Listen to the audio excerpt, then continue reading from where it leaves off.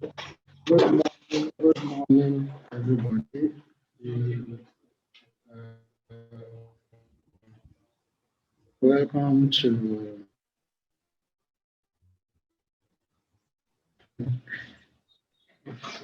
welcome. This is the first of its kind. What we are doing with Imparta is we are trying to impart quality training for our realtors in the real estate industry. So today, sorry, my name is Hassan Ismail, and one of the directors of Eystone. So in our midst today, we have a very, very mighty real estate juggernaut, someone who has been in the industry for years, who have had consistent results over the years. She has been doing this consistently, and she's going to be taking us. She's going to be taking us on.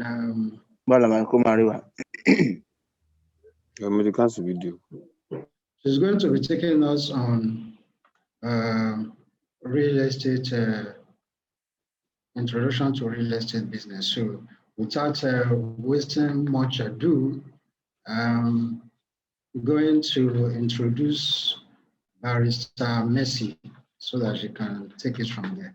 Thank you, guys.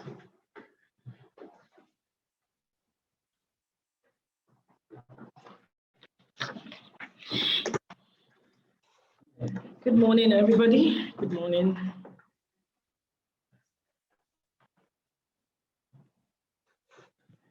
I hope you can hear me loud and clear. Good morning, everybody. All right, so, okay, good. All right, so it's a lovely Thursday morning. So, and I'm here live at the Eystone office.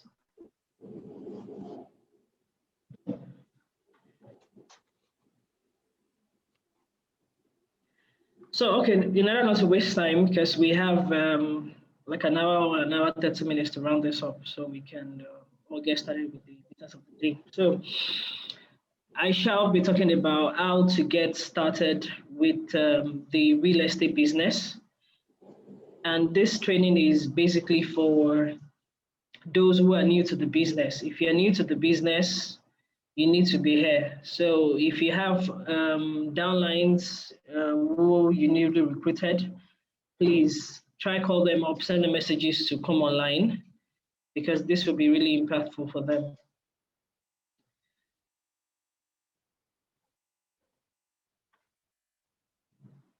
Okay, so how to get started with the real estate business? As we all know, I'm very sure everybody's familiar with what real estate is all about.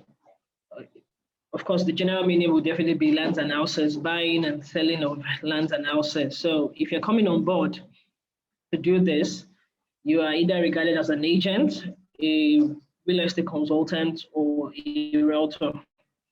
So if you're new to the business or you've been in this business, the ways you can get started, I'm going to make a list of them. So if you have your pen and your jotter, you can just take a note.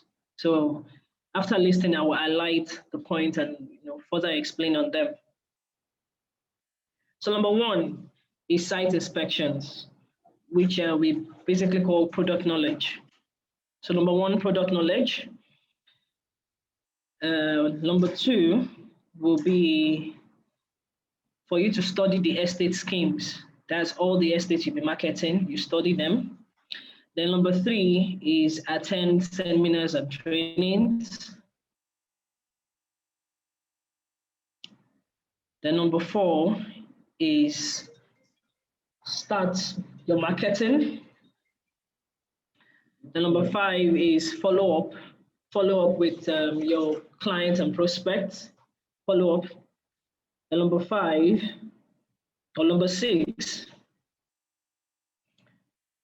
is also follow up with your client's documentation. Number seven, ask for referrals. Ask for referrals. Number eight, research. Number nine, branding. branding. So I will start with number one. Okay, so as we all know, product knowledge is key. Selling what you don't know can be very difficult, especially in real estate. So product knowledge, you need to know what you're selling. You need to know what you're selling like the back of your hand, of a palm. You need to know what you're selling. So the first way for you to get started with this business is by going for site inspections. Go for site inspections, know the location you're selling, know the landmarks around the property, know the size of the property, know the price of the property, know the extra charges and the title document of that property. So if you're new to this business or you're about to get started with this business, the first thing you need to do is go for site inspections. Call up these companies you'll be selling for, go for site inspections. For example, if you're marketing Epe or Ibejileki, let me start with Epe. If you're marketing Epe, you want to market Capstone Estate, go there, know where the estate is, where is the landmark. Because if you have a client asking you questions that, oh, this estate you're marketing at Odoragushi, where is it located? How far is it from the Epe market? How far is it from the Lara Junction? How far is it from the Epe Resort and Spa? And if you can't answer these questions, trust me, nailing that client can be very, very, very difficult because the market is saturated at the moment. The market is highly saturated in the sense that we have so many realtors in the industry. We have so many agents, so many consultants in the industry. So when you're wasting time with a client or a prospect, he's moving on to the next person. If you have that client still waiting on you, sincerely, it's the grace of God. But most prospects or clients will definitely move on to the next available realtor who is smart enough and who is knowledgeable enough to answer their questions as soon as possible. So you know the landmarks of what you're selling, of where the property is, and you know the size, because as we all know, various properties are selling at various sizes. Some are selling 300 square meters, some are selling 400 square meters, some are selling 600 square meters. So if you don't know the size of what you're selling, it's definitely not cool. So you need to know the size of the property you're selling. You need to know the price because these properties, they vary in prices. In Ekpe, we have various properties selling at various prices. In Ibejileki, we have various properties selling at various prices. So you need to know the price to each property. Then another thing you need to know is the title document. There are some properties selling with the C or full title. Some are selling with the excision title. Some are selling with the just the ordinary survey and deed title. Some with the freehold. So you need to know the titles to each property. So you need to understand this. And also, what you also need to study is the FAQs to each property. Know the extra charges to each property. Some properties, their deed might be 100,000, some might be 50,000. Some properties, their survey might be 300,000, some might be 350, some might be 400. So you need to know the differences in the statutory charges to this property. You need to study them. So when you have a property being given to you in any of the groups you belong to, always request for the FAQ because the FAQ carries at least 70% of the information to each property. So when you study the FAQ, at least you'll be able to know at least 70% of what that property is all about. Then by going for the site inspection, you definitely cover up the entire thing you need to know about the property. So that is that about product knowledge. So going furthermore, you need to study. I've already mentioned study the estate schemes before. You need to know the topography to each property. Some properties are selling as 100% dry lands. Some are selling as marshy lands. Some are selling as swampy lands. Some are selling as wetlands. So you need to know the topography to each property. Some of these properties that are selling as a swampy or marshy land, you need to know if the company will be delivering the estate the same way or if they'll be sand filling. So if you don't have this information at your fingertips, it might be very, very difficult for you to have a transaction or a sale nailed. So you need to understand what you're selling. That is very, very important in this business. You need to understand what you're selling. The next thing will be trainings and seminars. We are in a training right now. Few points I've mentioned earlier on. Some people who are in this business don't understand. So you need to ensure you attend trainings. We are, if not for the pandemic, we are definitely here to hello? If not for the pandemic, we might all be here one-on-one having this training.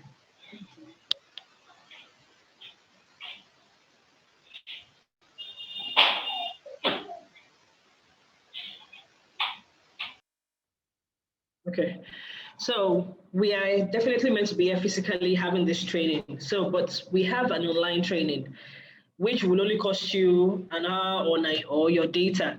So try and attend trainings, online trainings, paid trainings, seminars that has to do with real estate. From training like this, you get to know a lot about the real estate business. You get to know a lot about the real estate industry. So let's endeavor to participate in trainings. A lot of companies anchor trainings almost every week. But since the pandemic started, some of these trainings have been put on hold and online trainings are going on. So let's try to participate in all these trainings and seminars so you can have an idea, a better idea of how to run your real estate business. So moving on, after knowing or having the product knowledge at hand, you start with your marketing.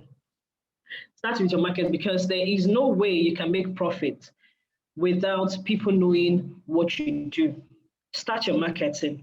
Communication is key. In every area of life, communication is key.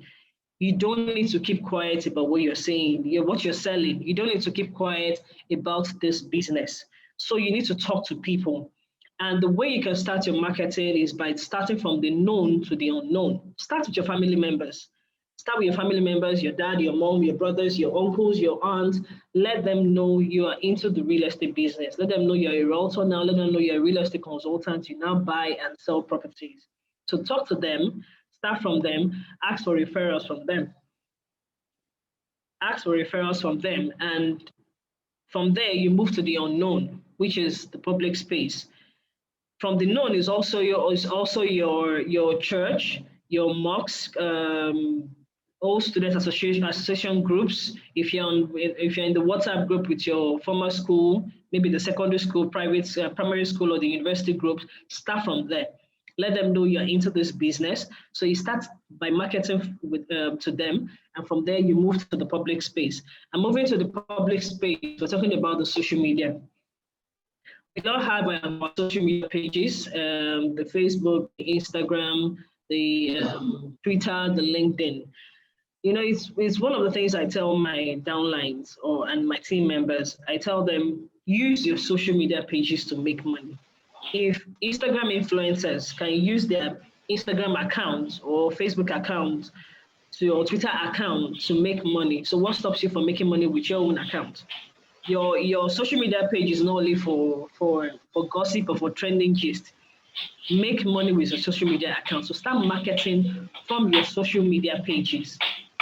Once you have the property posted in the group, post them on your social media pages. Let people know about investment options. Let people know about the benefits of investing in the future. Let people know about the benefits of investing in the Bejuleke and Ekpe. And another thing about social media marketing is that you just don't need to put the property out there. You don't need to start marketing every day.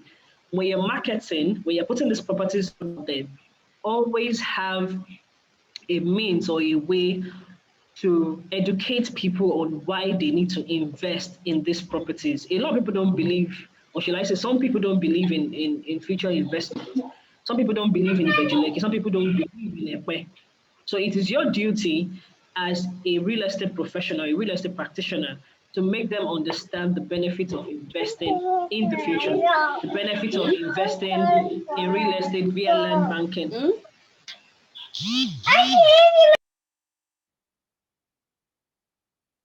The benefits of investing in real estate via land banking. And one thing I need to make everybody understand, especially if you're new to this business, you need to research.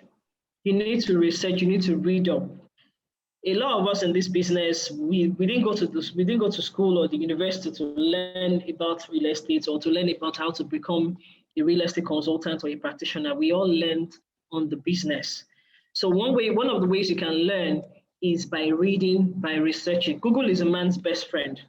So if you want to sell Bejuleke and sell Ekpe, you need to understand the concept of land banking.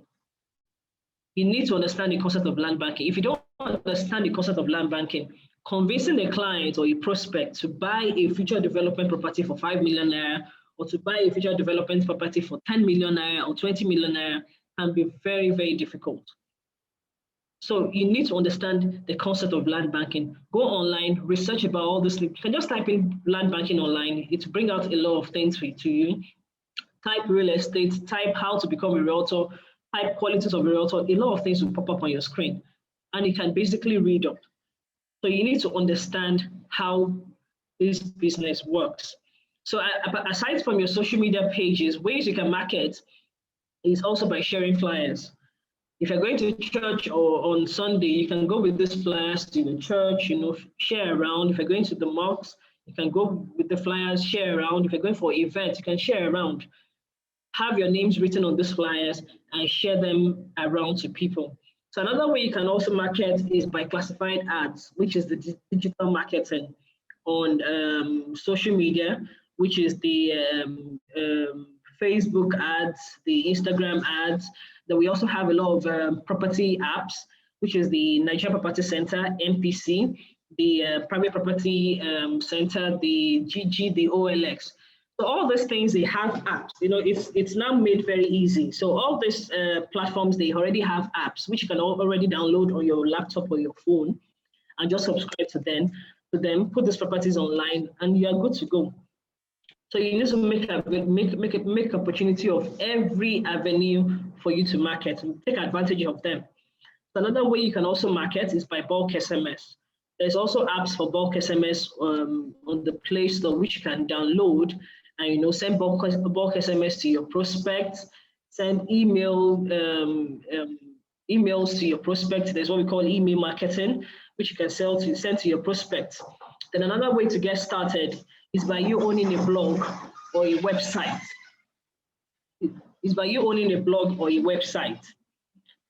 So this business is really growing fast, and with what is going on right now in the industry and in Nigeria as a whole, one of the ways you can, become successful or have your feet, solid in this industry is branding. You need to brand yourself. So one of the ways you can brand your business is by getting a blog, by having a website.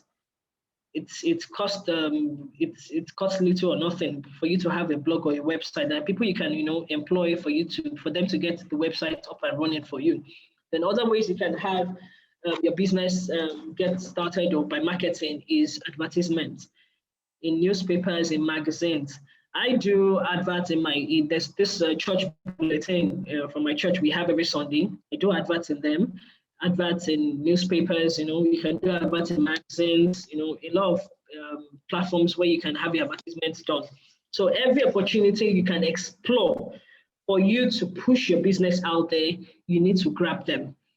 Some do radio stations. If you have friends or people who can connect you to all these anchors or radio stations, you can have your marketing taken to the radio stations, to the TV stations. There are so many ways you can do your adverts. So you need to explore them. So another thing is follow up with clients and prospects. Once you're pushing your product out there, of course, you start getting inquiries. You start getting, some people would say, oh, I've not sold, since I joined this business, I've not sold, since I joined this business, I've not sold anything or whatever. But I tell people, once you have people making inquiries, once you have people calling you or in your DM making inquiries about the properties you're putting out there, there is that 1% chance that a sale is definitely going to come in. The only problem is when you don't have people making inquiries. That means there's something you're doing wrong. But as long as you have people coming into your inbox or calling you, making inquiries about these properties, definitely that sale is going to come in.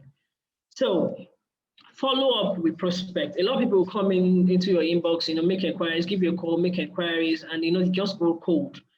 So the ways you can ginger them up is by follow up with them. Some might have that money at some point, but they've forgotten they need to put the money somewhere. So, but when you're on that case back to back, they will definitely have it in their minds that, oh, once that money come in, I need to key into this property.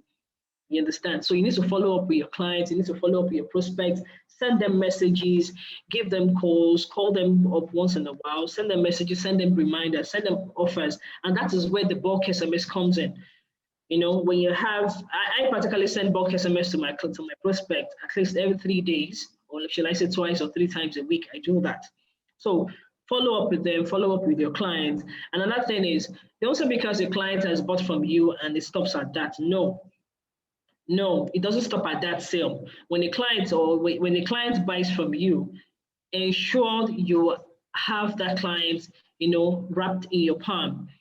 So the sale does not stop at there. You understand? So call them up, follow up with them, know their birthdays, know their anniversaries, you know, send them messages and let them understand that when you buy one property, you don't stop at buying one, you buy more.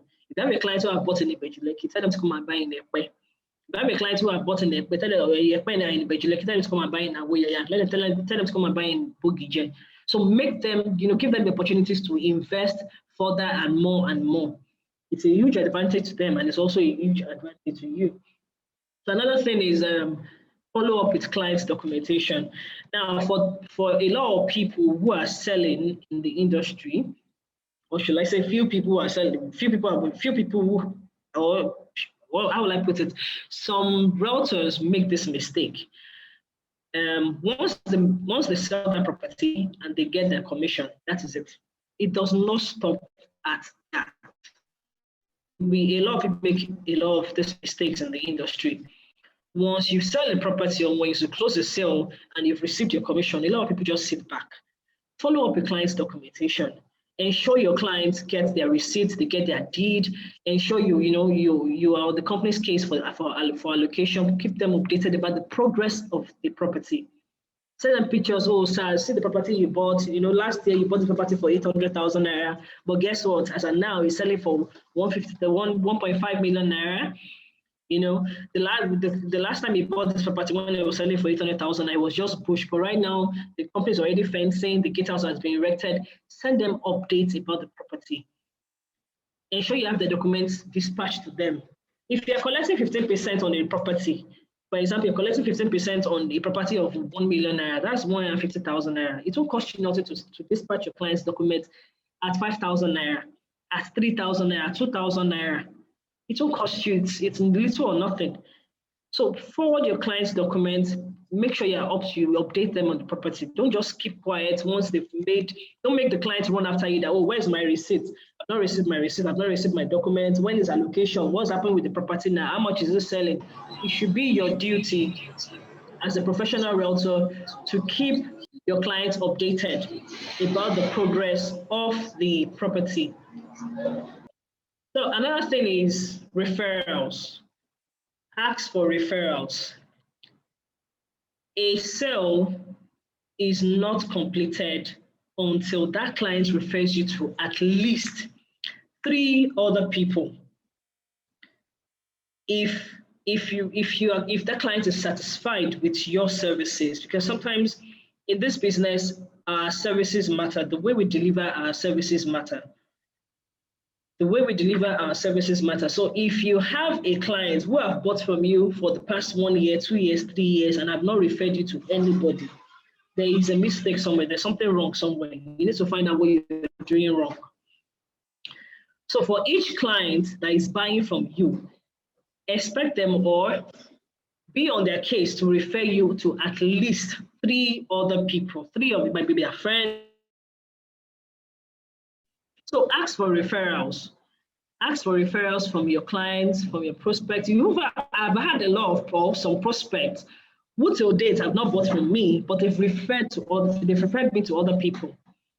They've referred me to other people that, oh, madam, don't worry, I love what you're doing. I have this friend who will buy. Don't worry, I'll buy my own later. We'll buy this one, will buy that one, will buy. And they've referred me to people.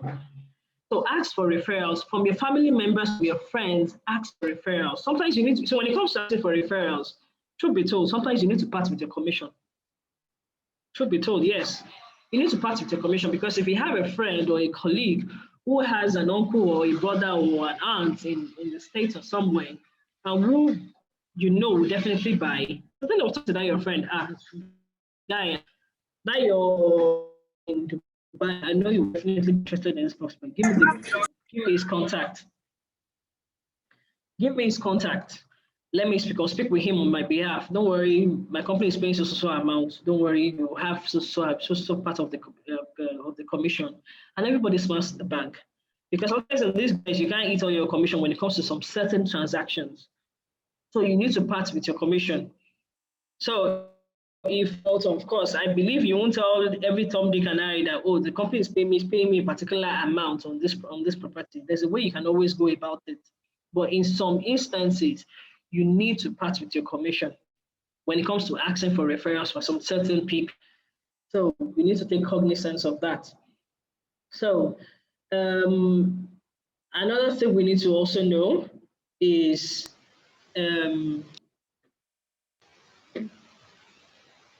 okay, I've talked about research. That means you need to read all you need to know about this business, read more, research more. Research is key. You need to research. And you also can research about building and construction, because some clients will ask you, oh, how much is that property? What's the size of that property? And you tell them, oh, it's 600 square meters. And I tell you, okay, for 600 square meters land, what can I build on it? So if you don't have a good idea about building and construction, you might not be able to answer that question. Because on a full plot of land, we all know that it's a 4 units of 4-bedroom duplex can conveniently sit on that property. So you need to, educate your clients on how they can manage space and what they can use for their land they are buying. I've had a client which I introduced. He told me, oh, he doesn't have money, blah blah blah. He doesn't have much on him, and I told him, okay, fine, you can buy 300 square meters. Even if you're not buying a full plot, you can buy a half plot. And I was like, what can I use 300 square meters to build? It will not build nothing. I had to start educating him about a lot of things he can use that 300 square meter for. So if you now have a good idea about building and construction, convincing a client to key into such space might be quite difficult. You also need to understand the government policies on real estate right now. You need to understand how the land use charge works, how the survey fees work in Alausa, because if the client is telling you, okay, you want to sell a land of maybe 300 square meter or 600 square meter to a client, and you're telling the client survey fees is maybe 500,000, 300,000, 1 million naira. And if you don't understand how this thing works, trying to convince the client or educate the client might be very difficult, because we all know that survey fees are determined by locations. What is being paid for survey fees in Lekki Phase 1 is quite different from what is being paid in Naija, which is different from what is being paid in Bogige, Ibejuleki, and Epe. So you need to understand all these things. Understand the government policies on real estate, land titles. You need to read up on land titles. I've been in a situation where there are 2 properties by each other. 2 lands are actually beside each other, and one is selling for 15 million naira, and the other one is selling for 7 million naira. And the client was asking me, how come this is selling for 15? How come this is selling for 7? You understand? So the basic reason for that was the title, because one had just the deed and survey, and the other one was a CFO. So if you don't understand the various differences in land titles, trying to educate a client might be very difficult. I've introduced properties to clients in Ibejuleki, and I tell them, oh, there's a property after like a branch of Tropicana selling for 1 million naira. And the next question is, oh, does he have a CFO? You understand? And I say no. And the client is saying, oh, I want a CFO land, CFO or nothing. And if you don't understand what the CFO is all about, if you don't understand the various variances in land titles, trying to explain to that client might be very difficult, because everybody understands CFO. Everybody wants a CFO land. If the area land is selling for 500,000 naira or 600,000 or even 200,000 naira, the next question they're asking is, does he have a CFO? Everybody wants a CFO land, but you need to make them understand why a CFO land is more expensive. I've introduced a property to, was it 2 days ago? I was talking to a client, and I was trying to convince him to come and buy Amen Estate, and he was asking me why Amen Estate is the most expensive property in Ibejuleki. I had to start explaining the reasons why. So what we need to know about each property is there are various features that makes a property more expensive than the other. Number one is the title. A property which has a deed and survey the price is going to be different from the one that has excision, from the one that has the gazette, the governor's consent, the CFO. So we need to read up. We have limited time, I will have explained, but we need to read up on all these land titles. We have the deed and survey, we have the freehold, we have the excision title, the gazette, we have the governor's consent, we have the CFO, we have the court judgment. We also have government allocation. As we all know, the best title in Nigeria right now is the gazette, is the best title. Yes, it's the best title. The CFO, everybody might think, yes, the CFO might be the best title. Yes, it is to an extent, but there's an expiry date. I've had a client who wanted to buy property in Lekki Phase 1. And on doing my search about property, I discovered 92 years was already gone on that CFO. What was left was, I think, 7 or 6 years, because the validity of a CFO is 99 years. So 92 years was already gone. So you need to understand the variances in land title. And the highest land title we have in Nigeria is the court judgment. Whether you have the CFO or you have the governor's consent as a title. Once there's a court judgment over that title, the court judgment overrides the CFO. If you have two people fighting to a land or in dispute over a land, both are claiming they have CFO or I have a governor's consent to this land, I have the case to this land, and they all go to court. Whatever that court judgment is over that property, that court judgment overrides the CFO or the governor's consent or the gazette that person or the people in dispute have. So the highest the highest title we have in Nigeria is the court judgment. So we need to understand this. So we should all read up on land titles, know the variances or the differences in all the land titles we have. So another thing is, let me talk about commission. Yes, like I said before, don't just eat your commission without having feedback to the client. Then another thing is, when you're getting your commission, please, you need to understand you need to invest back in this business. Invest back in this business. You know, whatever commission you're eating today, if you're earning 10,000 naira today, at least 2,000 naira, bring it back to this business. And by bringing it back means branding. You need, if you want to be a professional realtor, if you want to be a professional consultant or professional practitioner in this industry, you need to have your business name or your company name registered. You can have it registered as a business name, you can have it registered as a company name, whether an LTD. You need to have your name registered. You need to have your logo done. You need to be very, very professional when it comes to this business. Have your logo done, have your business name registered. You know, you can have your letterheads, you can have your own envelopes, your branded envelopes, your branded gift items. You understand? I have a branded gift item that for every client that buys from me, this particular package I hand over to them, you know, containing maybe pen, you know, face towel, mugs, and all of that. So you need to, at a particular point in this business, when you're handling your money, you need to have these things in place. You need to have branding is key. One of the with what is going on with the Radian and all of that in the industry right now, the best bet for every realtor out there is branding. You need to brand yourself. This year is for branding. This year is for pushing your brand.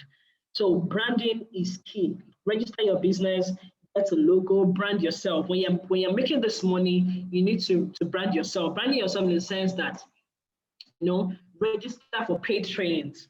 Yes, there are a lot of free trainings out there, but there's a particular type of trainings which are paid trainings that what I'm saying here or what coordinator will be saying or anybody will be saying for free, you will not get it at these trainings. There's a particular point or there's a particular secret about this business that will not be given out at free trainings.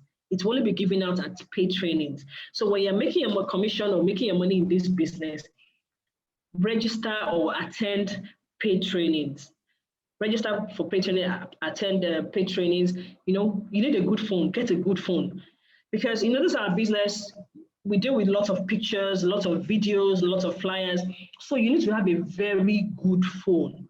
If you don't have a very good phone, you get frustrated because for every realtor, your first point of office is your phone. Your first point of office is your phone. So you need to have a very good phone.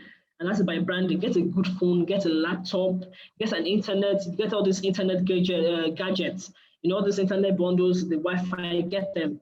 Because with the volume of work we do, the normal mobile data we're using would definitely not be okay for us. So you need to get all this internet gadgets, all this Wi-Fi like SpectraNet and all of that. You need to have that. So branding, and at some point you need to have your own car, because there'll be some particular transactions or some particular places you're walking into. If you drive there with your car, it's going to speak for you. So that is about personal branding. And another thing is getting good clothes. You need to get good clothes. Good clothes, go for shopping, get good clothes. When you're making your money, go for shopping, get good clothes, because there's a particular places you step into. If you're not looking good, you won't be attended to. We all know how it works everywhere, whether in this industry or anywhere, we all know how it works. So basically about this business, like my apologies to the Igbos or the Hausas amongst us. Like they say in Yoruba, they say in the sense that if you're quiet about what you do, everything around you will be quiet. So you need to be loud about this business. If you want to be successful in this business, you need to be loud about it. You need to talk to people about what you do. Don't keep quiet. On my social media, I am always in people's faces, 247. I am always in people's faces, because I've really built my profile to the extent when you think of real estate, you're thinking of me, by message, you're thinking of real estate.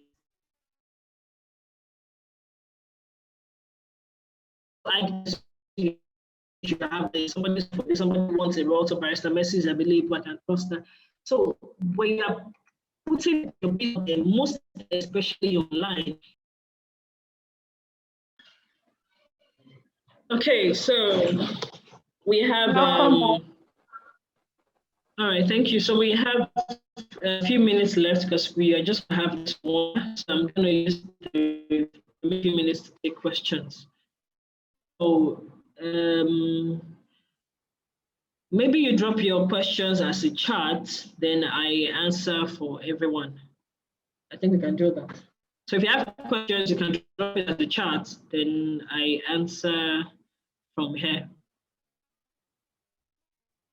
Can you hear me now? People are saying you can't tell. Can you hear me now? Yes. Yes. Loud. Right.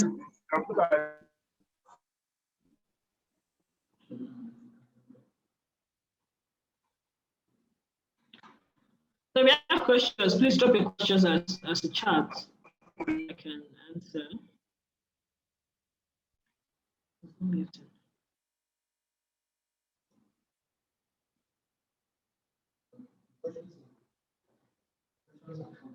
Okay. Okay. I can see the first question from Moses Agai. What's the best way to get started, considering the fact that I may not have enough money? Okay. All right. Let me answer that. One of the best businesses you can do in Nigeria right now that requires little or no capital is real estate. So the best way you can get to have that money for you to do whatever right now to get started with this business. I'm trying to go through this. Yeah. Okay, I can. Yeah. So you really don't have that. You don't need to have that millions or thousands in your pocket to get started. Once you register, I believe everybody is brought into this business through one person who is your upline. So once you register, you get added to the business or to the WhatsApp group or whatever. The first way is by going for site inspections. Let's set aside branding. Before I mentioned branding earlier on, I said when you start making your commission, you can start branding. When I started this business too, I didn't have a business name, I didn't have a company name, I didn't have a logo or whatever. It was when I started making my money, then I started branding. I started branding by, registering my business, getting some things, doing that and doing that. So the first way for you to get started, let's be plain with each other right now, is you don't need it. I guess the only thing you get yourself to that company, go for site inspections. Every company has their official buses they use to convey people to site. So the only cash you need is for you to enter a bus or a bike or a keke from your house to the company, go for site inspection. So the first thing for you to do once you get registered and get added to this business is for you to go for site inspection. You need to know what you're selling. Selling what you don't know is very difficult. When I started this business, in my early years, I lost some clients, and it was because I didn't have the good knowledge about products of what products I'm marketing and selling, because I had clients asking me questions I couldn't answer. There was this potential client somebody introduced me to when I first started, who was asking me about Amen Estate. Amen Estate, it was not even, the Amen Estate phase 1 was not even developed the way it was. I think the construction was going on there. And the client was asking me where Amen Estate. When I said the Amen Estate was in Bokije. And the client was like, oh, okay. I think it was 3 days later, the client now called me that, but I said the Amen Estate, you said the Amen Estate was in Bokije. I said, yes, Bokije, I think a few minutes after ShopRite or something. And the woman was like, no. She had to be the one, telling me where Amen Estate was. And that was the last time I heard from that woman. I sent several messages. I made several calls. She wasn't responding because to her, I wasn't knowledgeable. I wasn't confident about what I was doing. I didn't know what I was doing. So, like I said, the market is saturated. So if you don't know what you're doing, or you have a client asking you some question and say, okay, sir, let me get back to you. And let me get back to you. Seriously, if I'm interviewing that client, I'm not going to call you back. I patronize vendors online. And I'm asking you that, oh, I need this shoe. Do you have this shoe in this, and you're telling me stories? I might not answer you. I might even block you. So you need to be knowledgeable about this business. You need to know what you're selling. So product knowledge is key. Go for site inspection. That's the first thing you get started. Go for site inspection. Study all the properties you're selling. Know the title, know the price. Don't use one price to sell the other one. Look at the price, know the title of what you're selling. Know the title, know the location, know the landmarks, know everything about the property, know the statutory charges. Some call it extra charges, some call it hidden charges. Know them. Because most of these flyers we see only carries the price of the property. It does not carry the statutory charges of the property. I've had some downlines who almost lost transaction to this issue because the client reaches out to them and tell the client, oh, Capstone is selling for 1.2 million naira. And it's inclusive of DDR. So we know there's still developmental fees. So if you don't have those explanations done to your client carefully, it might cost you that client. So we need to understand this. So that's the way you can get started. Go for cycles and go for trainings, and by then you start marketing. That is how putting that mission back into business by branding yourself. So that is how it works. Okay. Thank you so much, Mark, for that explanation. I have another question here, which is, thanks for the teachings. How can one get a court judgment? Because I haven't seen it in any estate property. Okay. All right. Most of the properties we generally market, we have maybe none that has the court of judgment right now. Most of the properties we market, because most of the properties we market are basically future development properties. So what most of them have right now is the deed, the survey, the excision, the gazette, the CFO, the governor's consent. That's what most of them have. But there are some properties out there which are privately owned by maybe some companies or private individuals that have the court judgment.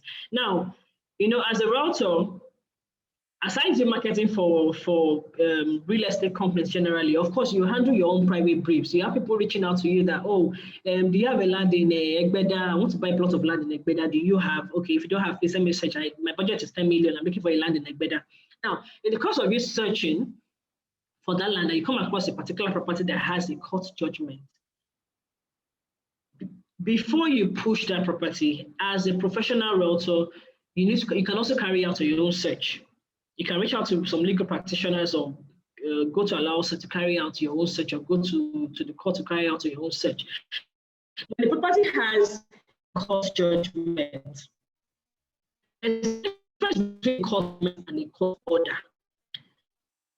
Some moneyless or some families, some private individuals will represent a court order to you as a court judgment. Court judgment comes in this way. If you have, or if there are two people, maybe for example, there are two friends, there's Taye and Kendi, or there's Frank and David. Frank and David are two friends, and both are laying claims to a particular land. One is claiming, oh, I have the CFO to this land in my name. And the other one is claiming, oh, I have a covenant consent to this land in my name. The best way they can solve this issue legally is for them to go to court. When they go to court, maybe, for example, Frank is already building on the land. Of course, the other person is going to apply for a court order for everything on that property to be put on hold. That is a court order, in the sense that the court is going to rule that as long as this matter is still in court, everything on that property is still on hold. That is a court order. Now, after the whole, back and forth in court, and the court finally gives its judgment on the property, that okay, going by all the evidences laid in court and all of that, Frank, who has the CFO, is the rightful owner to the property. Now, that court judgment given overrides both titles the two friends have or has with them. It overrides it. So that court judgment will be the final title for that land. So now, whoever wins the case or whoever now holds the property is going to do the court judgment.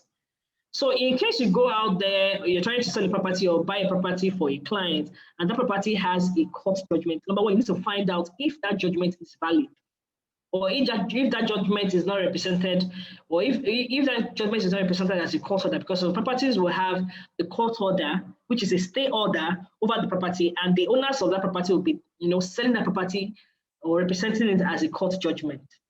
So that is how it works. Thank you so much, ma'am. Another question here says, what does freehold mean? Okay, all right. So a freehold basically means that the land or that property is free from any government acquisition or any encumbrance. That is basically what a freehold means, literally.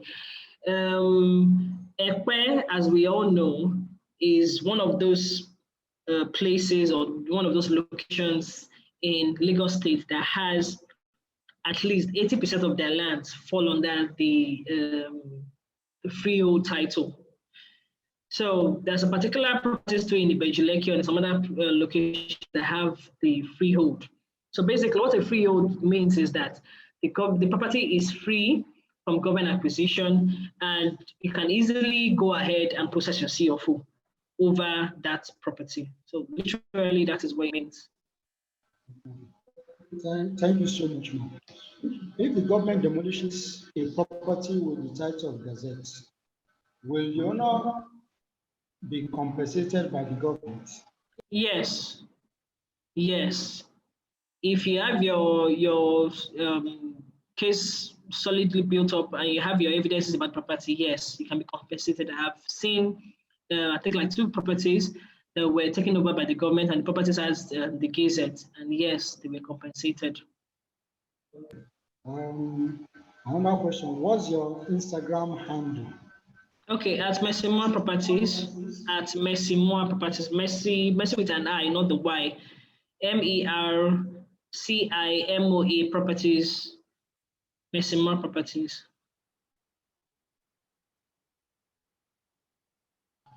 Okay, someone here says the original flyer talked about 150 leads in 30 days.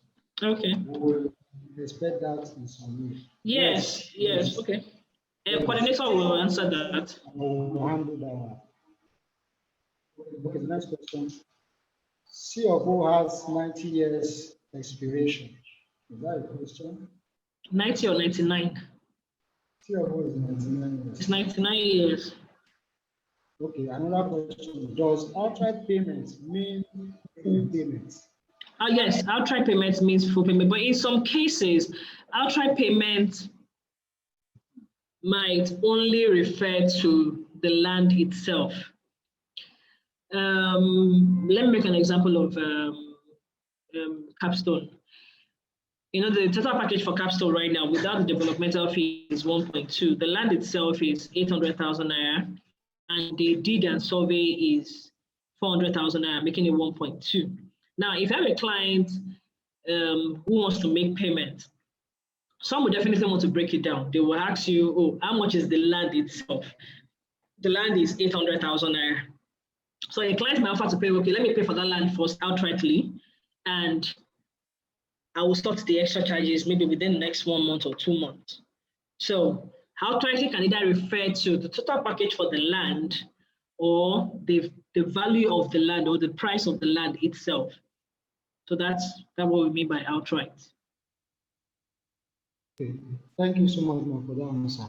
The question here says, how can I register someone under me? I have up to 5 persons I want to recruit. I don't know the link on how to do that. Okay, before you get added to this business or to any of the WhatsApp, real estate WhatsApp group, the person who referred you initially sent you his or her own links. So because a lot of people make this mistake, once we just register, that is it.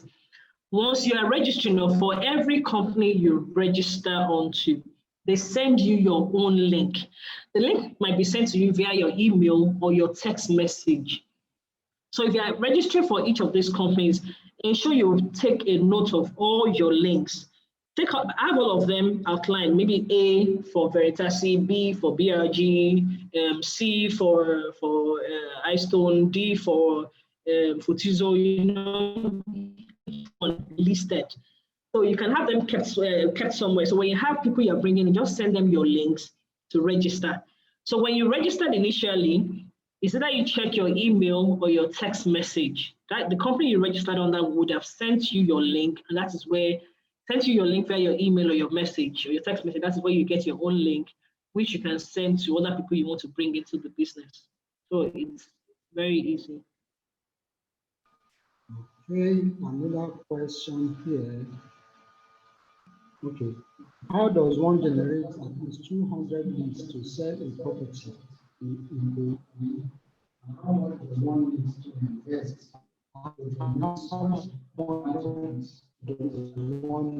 Yes, that question is from Mr. Azan. That question is like yes. This, so I'll answer it at my section. Okay. So another question. Advertising on Facebook. Mr. Azan is a digital guru. I'm not gotten to that yet. Okay. Another question. Can a freehold land be committed? Yes.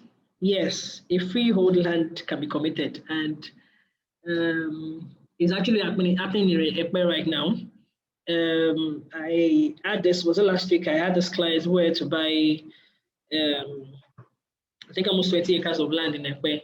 And initially, when we went for the search, and initially when we got there, when we had the search, we were told it was a freehold property. Initially, I think, was it the following day or 2 days later, I got a call from Alausa that the land is not committed. How that happened, I still don't understand, but we are still on it. So it can happen. See, like they said, or like the law states, the land belongs to the government. So the government can wake up one day and tell you, oh, this is your land that is here, I need it. You understand? But in some cases, in such cases, owners of those lands can either be reallocated or compensated. Because land is definitely, or should I say land falls in two forms. We have the committed lands and the non-committed lands. You understand? So if you are buying a non-committed land, which later becomes committed, compensation can be given. But if you have bought a committed land, which have been committed from the inception, there's nothing that can be done about that. The land solely belongs to the government. So yes, such can be compensated or be allocated. That's why you come across some land titles that they say is government allocation, because let me make an example of where Alaro City is. Where Alaro City is right now in Epe actually belong to some people, some families or some particular tribe or something. So when the government needed that land, they had to relocate them to another place within Ilamija there. So the title for some of those lands right now in Ilamija is government allocation. So it's either they are reallocated or they are compensated. It can be in two forms. Thank you so much. I'm really learning a lot here. So another question here says, thank you for this, my explanation. Why is Gazette the best title, please? Okay, number one of the reasons why the Gazette is the best title is because it has no expiry date. The Gazette has no expiry date, and secondly, is published in the official book of Nigeria, that is the Gazette. So if a land, let me just make a brief explanation. All right, like we have in Ibejuleki right now, we have some properties mostly after the Lakapara Tropicana, which are the deed and survey, and they are the excision in process. Now, excision in process in the sense that the community is already asking or processing the excision for that property. Now, if the community approaches the government that, okay, Lagos State government, so we have 100 acres of land in Ikegu, in Ibejuleki. So we want you as the government to release the property to us for us to use for whatever we want to use it for. Now the government can say, okay, out of these 100 acres, okay, we will hold on to 30 acres because in the future we might want to build maybe hospitals, schools, or we want to have a drainage or a railway over that place. So we reserve this 30 acres to us. Now, we give you the remaining 70 acres. Now, that 70 acres becomes exercised to the community. So from excision, when the property has been granted that excision, the excision then gets published in the official gazette of the country, whereby the property becomes a gazette. That means the property is gazetted. So from there, you can go ahead to process the CFO. Now, when the property has a CFO, and another buyer comes in and say, oh, I want to buy a property that has a CFO, and the person buys, and the CFO is already in somebody's name, so the new buyer will definitely want that property in his own name. Now, the thing is that the government cannot issue two CFOs for a land. It's not possible. If you ever come across that, there's something fraudulent going on. So the new buyer will approach the governor of that state for his consent to own that land that has the CFO already. So that is when you come across the governor's consent. Then we have the court judgment, which I initially explained that when, okay, for example, the person that has the CFO before and the new person that has the governor's consent, if they're not going to this, that, oh, it's me that still own the land. You didn't do this, you didn't do that, it goes to the court. That court judgment issued by the government, given by that court, overrides both the CFO and the governor's consent. So that property will now have the title called the court judgment. So that is how it works. Thank you so much. I'm just giving literary meaning to it. I don't want to use the legal terms, so because a lot of us might not understand. So that's why I'm giving literary meanings, explanations. Okay. Another question. At what point do you start earning? Is it when your client finish payments?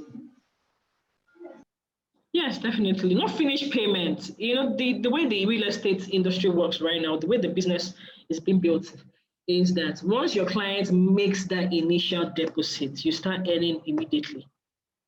The property is selling for the client deposits 100,000 naira. The company will definitely pay you commission on that 300,000 naira. So you get your instant commission. So as your client pays, if a client is going to pay every month for the next 3 months or every month for the next 6 months, you get paid or you earn as your client pays, not until your client finish making payment. No, it doesn't work that way. So it's very flexible right now. So as your client is paying, you're earning. As your client is paying, you're earning. I had a downline who once told me that he prefers his client paying in the store so that every month you won't go broke.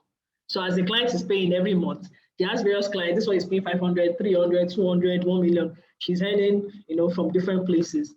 So that's how it works, basically. Thank you so much, ma'am. So we've already spent 1 hour, so I'll take Yes, sir. 3 more questions, and we'll see if the Facebook class can Come come on. on. So I have a potential client who was interested in a property but changed his mind after telling his parents because he was already preparing the property somewhere. I tried convincing him on the investment and ROI on the lands and other places he can purchase. He also seemed interested. In what way can I help him to follow up the right way to make him key into it? Okay, I'm going to answer that question in 2 forms. Number one, we need to understand that we cannot win all. That's the truth. No matter how you are a professional in this industry, you cannot win all. Win in the sense that you cannot get everybody to buy from you. So we need to have that at the back of our minds. You cannot get everybody to buy from you. But as a professional, you can get most to buy from you. Now, in that kind of scenario, or in that kind of case, I will ask, one of the questions I will ask is, has that client been to the location or to the property? Because, sometimes I've also come across a lot of prospective clients who get discouraged by their parents, by their friends, by their uncles or aunts, saying, oh, what do you want to go and do there? What do you want to go and, that place is far. What do you want to go and do there? So one of the ways you can have a client convinced about buying particular properties, get them to come. A lot of us, we have a lot of prospects we are running after. We have so many prospects we are running after. We run after them for years. Come on, buy from us, patronize us, invest, and nothing is happening. And one of the reasons why nothing is happening because that client has not been to that location. That client has not been to that property. So one of the things you need to do is try and get that client to come for inspection. Because as they say, seeing is believing. Okay. Not we hear about it, like I've had a client who I was prospecting from Instagram, and he was telling me, he's based in Canada, and he was telling me, Bejuleki is water. It's flooded with water. Okay. You understand? It's flooded with water. Is this? Like we hear so many things about Bejuleki. Anytime it rains, there's always flood everywhere. So I had to make him understand that see, Lekki phase 1 or Lekki, the main Lekki axis is quite different from Bejuleki. Bejuleki is made up of at least 75-80% of dry land compared to Lekki here. You understand? So I had to, he had to get him to send his younger brother to come for inspection because he actually had friends over there who were discouraging him. Then they have been seeing videos online. They're practically using the scenarios of what happens every year in Lekki phase 1, George Bejuleki. Until I got him to get his younger brother to come for inspection, and we did a video call with him and all of that. And it was even during the raining season we went to Bejuleki, and it just rained that day until he saw the location from the video and everything. That was what convinced him to buy. So one of the things is you need to get this client to come to that location. Let them see the prospect of the Bejuleki. Let them see the prospect of the educate them. Bring them over, see the Dangote refinery, see everything that is going on around. So that's for them to see, to give them a better understanding of why they should invest. Because a lot of these prospects or clients we are running after, they are being discouraged by even family members who have never been to Bejuleki themselves or been to Epe themselves. So it's your job to get that client to come for inspection. I've had some clients who I had to drive all the way to their houses to go and pick them. How do I even have to run down get to know you? I don't drive. I want out back for you to bring to the office, and from here we'll go to the location together. Sometimes you need to sacrifice. You want to get it right, but if you want to earn in this business, sometimes you need to sacrifice. You need to do some things, that will make clients be like, okay, I think for her to do this, or for me to do this, I think it's definitely worth it. So that that is that. Okay, thank you so much for that answer. So I'll take two more questions. I have one here, which is, what is the difference between? Okay. Number one, power of attorney is not a title to a property. The difference between a court judgment and a power of attorney is the court judgment has to do with the land itself. The power of attorney is a document appointing someone to manage the affairs of that property on your behalf. Let me consider that as an example. I have a lot of power attorneys over some particular properties, and another thing is power of attorney has a timeline. Some would be like, you're only going to handle this property on my behalf, sign documents on my behalf, do some things on my behalf for the period of 1 year, 2 years. Power of attorney, I think the timeline for power of attorney is basically 1 year. Yeah, 1 year. So power of attorney is a document appointing someone to manage the affairs of the owner of the property over that property for a brief period of time. So for example, if you have a client who is not in the country, is in the US or somewhere, and has a property here in Nigeria, and he wants to sell the property, some buyers would definitely request for a power of attorney that, okay, you are the one, the owner of the property is not here, is abroad. Okay, so who is going to sign? Are you going to sign on behalf of the property? Do you have a document or yes, do you have a document or an authority giving you that right to sign this document, this deed of assignment, transferring the property to me on behalf of the owner, which is the power of attorney. So there's a huge difference between the two. So the power of attorney is not a title. It's just a document giving another person some particular privileges over the property while the owner is not available. While the court judgment itself is a title or a judgment over a particular land. So one is a title, while the other one is just a document giving another person some particular rights over a property.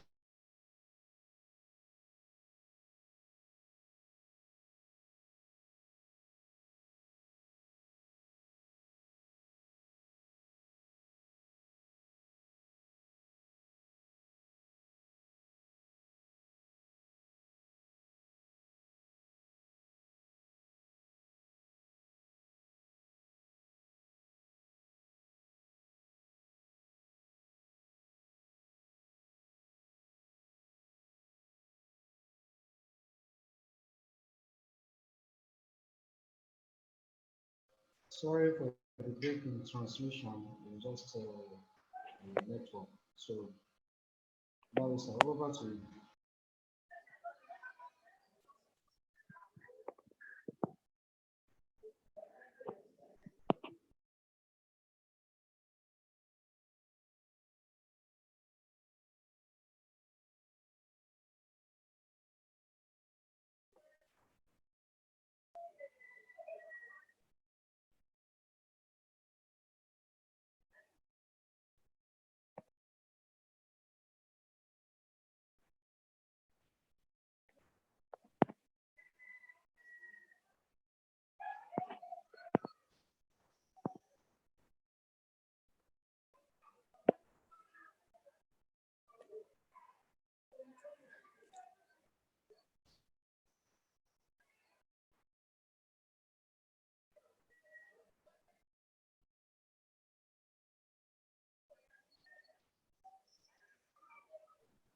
Okay.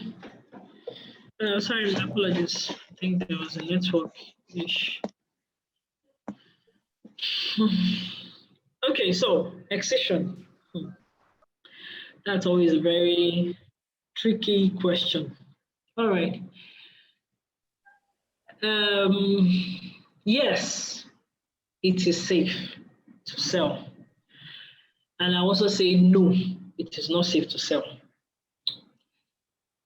One of the things I tell my team members is this. As a realtor, be very careful what you're selling and who you're selling. As I said, the market is selling Ibejuleki. Everybody is selling Ibe. In Lagos at the moment, I'm sure we have 200 real estate companies in Lagos, and 90% of them are selling Ibejuleki.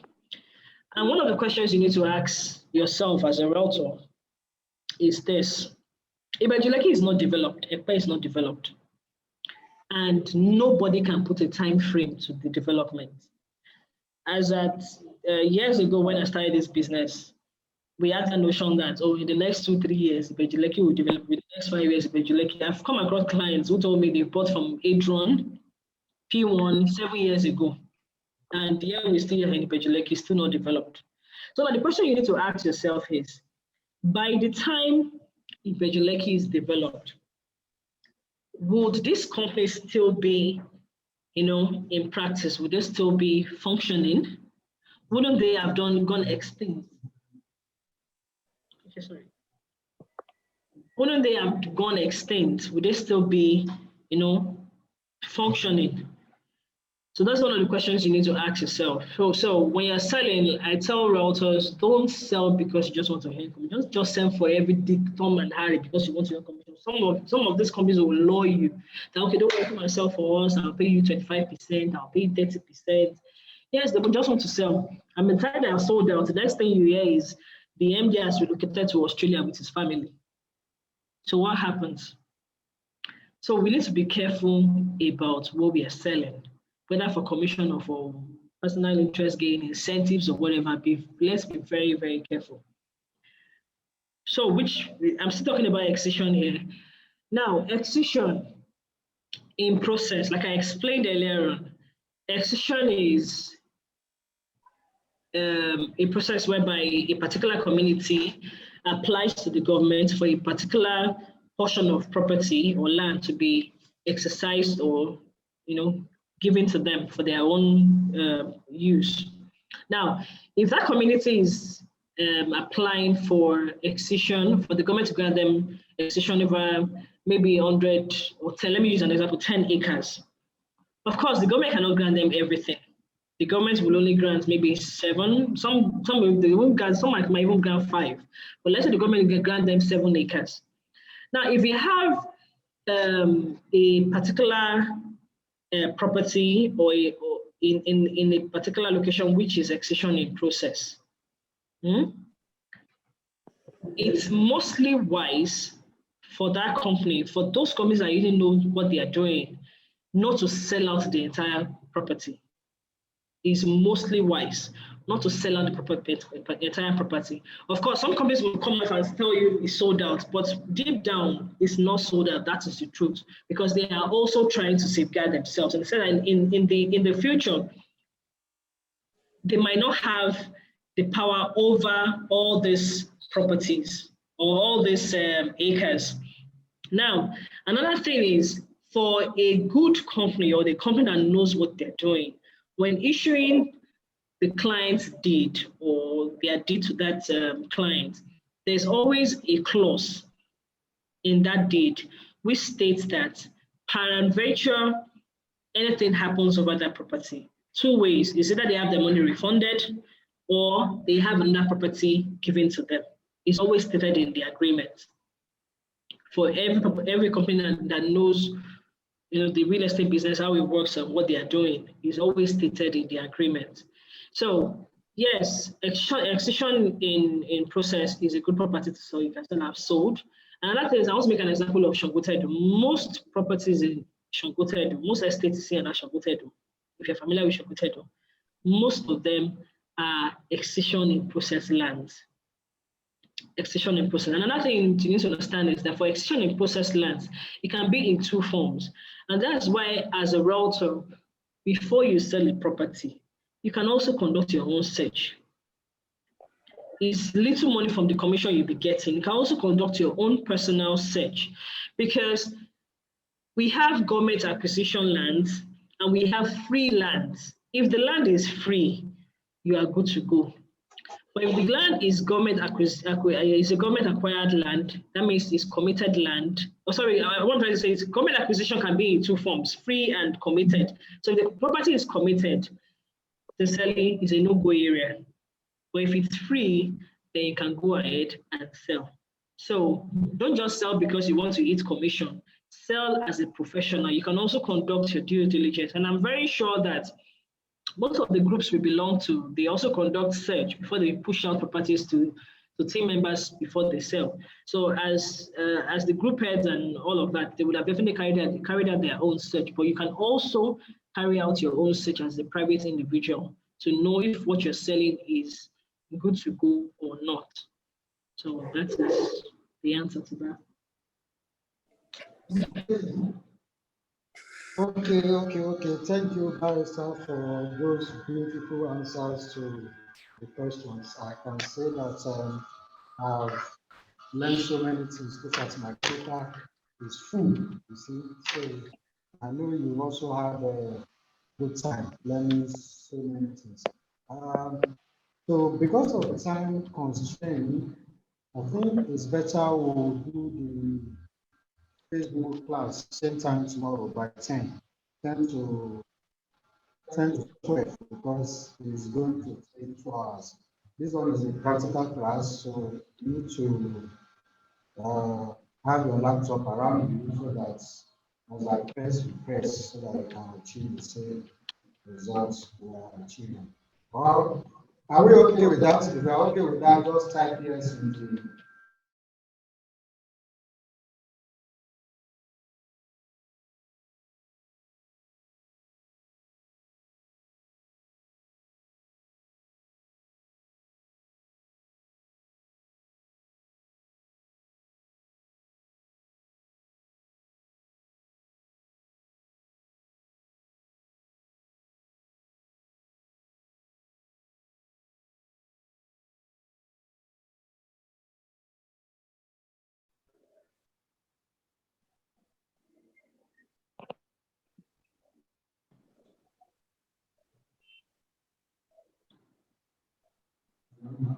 Yes, it's back.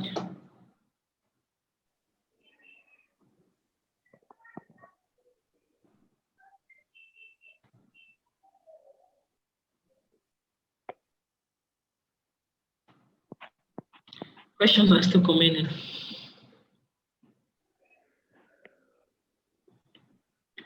Maybe you just have to put private chat or something.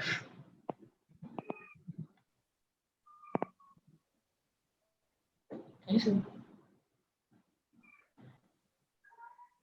Okay, so thank you very much, everybody. So for some of the questions we will not be able to answer, I'm going to take note of them to answer and so that I won't keep everybody waiting. So thank you so much for your time.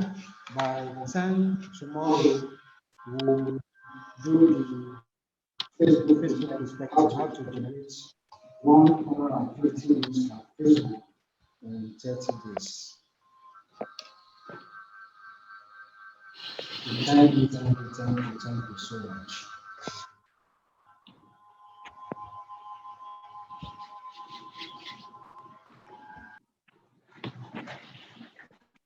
You can mute your mic. Okay.